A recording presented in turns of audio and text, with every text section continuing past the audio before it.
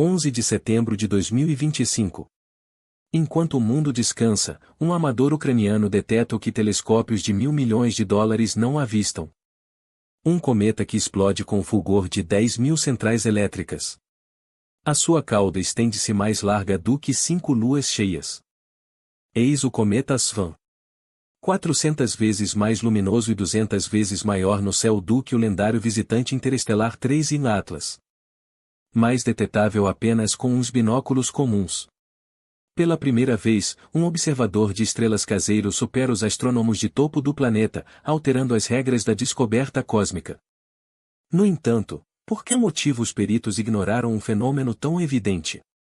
E o que significa quando o cometa mais brilhante em anos ofusca um intruso interestelar à beira de uma colisão de 47 dias? As respostas redefinem os segredos que o sistema solar nos oculta. E o que se segue é ainda mais surpreendente. As noites de Vladimir Bazugin não obedecem ao relógio.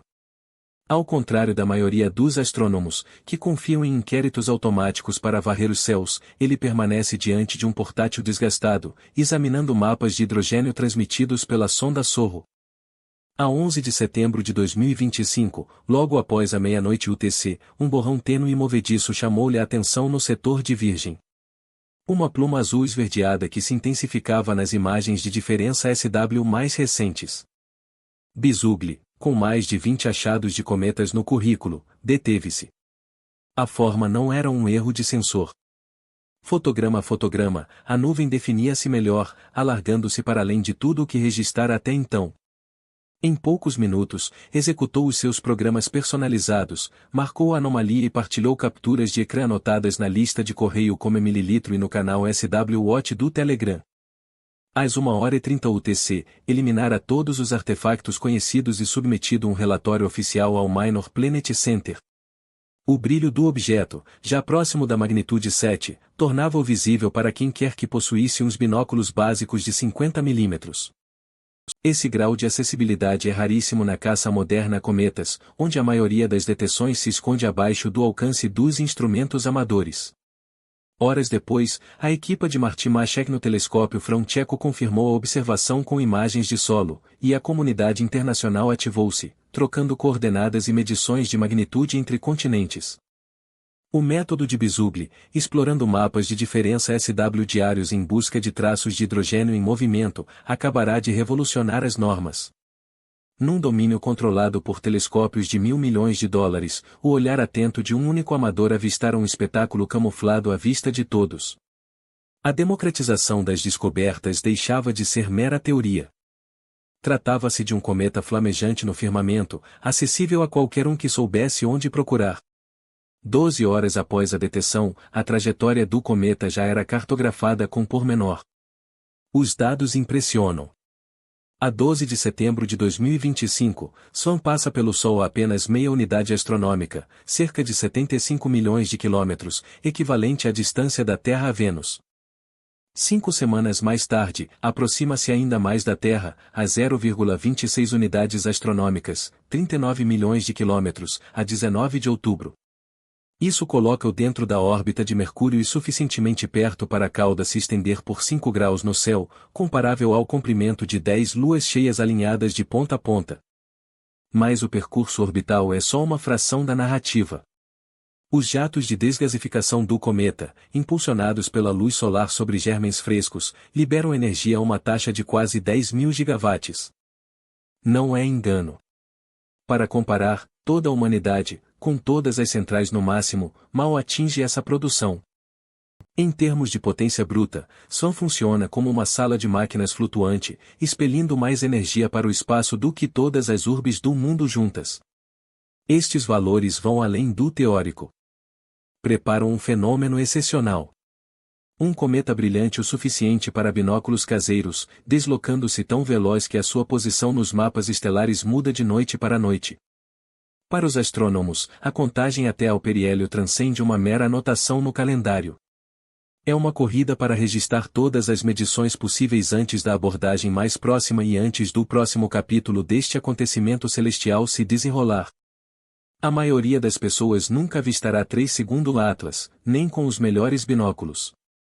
O seu brilho fixa-se na magnitude 13,3, um valor que parece abstrato, mas na prática significa que o cometa é cerca de 360 vezes mais fraco que Svan. Não é uma aproximação. É um abismo. Na escala de magnitudes, cada 5 pontos representam uma diferença de 100 vezes na luminosidade. Assim, enquanto Svan reluz no limiar da visão humana, Atlas afunda-se no fundo, inacessível exceto aos maiores telescópios caseiros. A disparidade de tamanho é igualmente notável. A coma de Atlas, a nuvem tênue à volta do núcleo, abrange apenas alguns arcosegundos, mal maior que uma estrela longínqua num telescópio. Svan, em contrapartida, estende-se por graus inteiros no céu. Para a maioria, Atlas ficará como uma entrada numa base de dados, alvo de profissionais e amadores dedicados com equipamento caro. A exclusividade surge não por intenção, mas pela física da luz e da distância. Este é um cometa reservado à elite dos telescópios. A velocidade por si só distingue 3 Atlas de qualquer cometa na memória viva rastreável a 58 km por segundo. Este corpo avança com velocidade suficiente para percorrer a extensão entre Nova York e Londres em menos de 2 minutos. Não se trata de um viajante errante do nosso sistema solar. É um autêntico explorador interestelar, traçando uma órbita hiperbólica que assegura uma viagem de ida para fora do domínio do Sol. Quando o Atlas se aproximou do periélio a uma distância de 36 unidades astronômicas, cerca de 203 milhões de quilômetros do Sol, as equipas do Observatório Europeu do Sul direcionaram o Very Large Telescope para o seu núcleo tênue. Os espectros revelaram algo inesperado, um conjunto químico dominado pelo dióxido de carbono, numa proporção de 8 horas e um facial vapor de água. Mais surpreendente ainda, os dados indicavam assinaturas claras de vapor de níquel, um elemento raramente detetado em cometas e quase nunca em tal quantidade. Estas descobertas, validadas por observatórios independentes, sugerem uma origem distante do nosso sistema solar. Para os cientistas planetários, o brilho fraco do Atlas esconde uma mina de indícios sobre a química de outros sistemas estelares. Na comunidade científica, o entusiasmo reside menos no espetáculo visual e mais nos enigmas encerrados neste visitante exótico e veloz. No dia 8 de outubro, uma barreira intransponível cruza o céu. Tanto o Svan como o Atlas ocultam-se atrás do Sol, descendo abaixo dos 20 graus de elongação solar, o ângulo mínimo para que qualquer telescópio terrestre os observe em segurança. Durante 11 dias, de 8 a 18 de outubro, toda a rede de observatórios da Terra fica cega. Até os instrumentos mais sofisticados sucumbem ao fulgor solar. Sem imagens, sem espectros, sem segmento em tempo real. O apagão surge no pior timing possível. Logo quando o Svan se aproxima da Terra e o Atlas atinge o seu sobrevoo solar, toda a dinâmica e os jatos, as narrativas em evolução, qualquer evento dramático, já ocorre sem testemunhas. A coincidência é impiedosa. A janela de 47 dias entre o periélio do Svan e o pico do Atlas é cortada ao meio por esta muralha invisível. Os astrônomos executam simulações, verificam efemérides e trocam previsões ansiosas em fóruns, mas nada rompe o mutismo. O céu guarda os seus mistérios até os cometas reaparecerem, deixando um vazio no registro que nenhuma tecnologia pode preencher. A controvérsia inscreve-se na própria órbita do Svan. No Minor Planet Center, os analistas ajustam os dados disponíveis a um período de retorno de 400 anos, apontando para um cometa que regressará dentro do horizonte da história registrada. No JPL da NASA, o mesmo objeto, processado com premissas distintas e um arco mais longo que inclui imagens predescoberta de baixa precisão, estende-se a impressionantes 20.000 anos. A divergência, de quase 19.000 anos, não reflete rivalidade, mas os limites reais do que se pode inferir de apenas algumas semanas de dados antes de o cometa se eclipsar atrás do Sol. Ambas as soluções são provisórias. Cada uma depende do grau de confiança atribuído a pixels débeis do estéreo ou à fiabilidade de um punhado de medições terrestres. Enquanto o apagão se prolonga, órbitas clonadas e simulações de Monte Carlo acumulam-se nos servidores institucionais. Mas o hiato persiste. Isto vai além de um exercício acadêmico. Cada amador com binóculos, cada especialista com acesso a um grande observatório integra uma campanha global para desvendar a realidade. Novos relatórios chegam da Austrália, da Europa, das Américas. Cada medição é enviada em direto para a base de dados Celeste.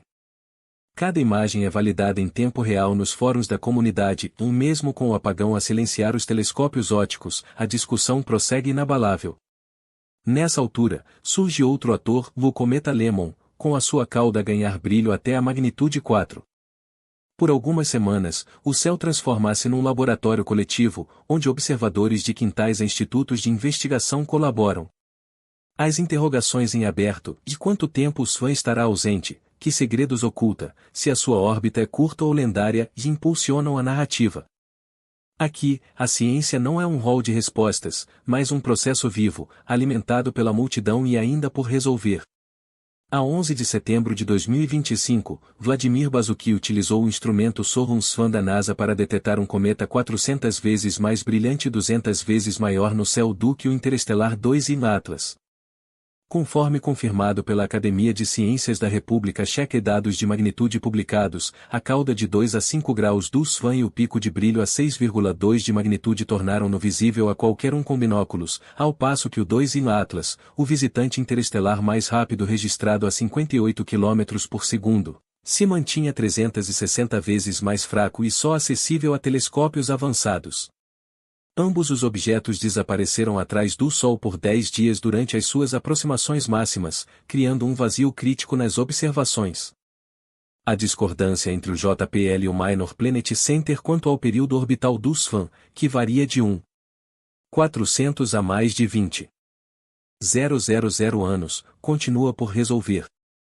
Apesar dos esforços globais e do rastreio em tempo real, persistem dúvidas-chave sobre por que um cometa de magnitude 6 escapou à detecção anterior. Nesta época, cientistas amadores e profissionais testemunharam uma confluência rara da natureza. Um fenômeno sem paralelo em brilho, escala e enigma. Tudo validado por observatórios independentes em 3 continentes.